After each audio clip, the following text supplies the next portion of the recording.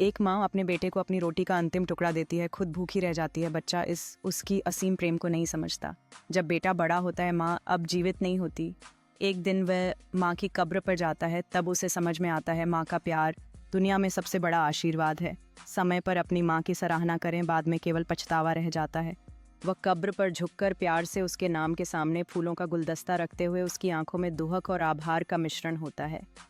एक फ्लैशबैक दृश्य में माँ अपने बेटे का सिर सहलाते हुए दोनों एक पेड़ के नीचे बैठे हैं, साधारण खुशियों और हंसी के पल साझा करते हैं।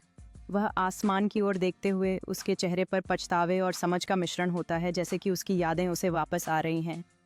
एक हल्की धुंधली छवि में माँ रसोई में खाना बनाते हुए नजर आती है, जबकि उसका छोटा बेटा पास में खेल रहा है, जो उनके रोज़मर्रा के जीवन में उनके बंधन की आत्मा को कैद करता है।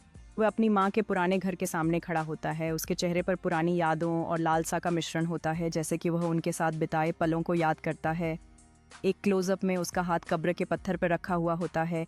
एक आंसू पत्थर पर गिरता है, जबकि वह प्रेम और पछतावे के शब्द फुसफुसाता है।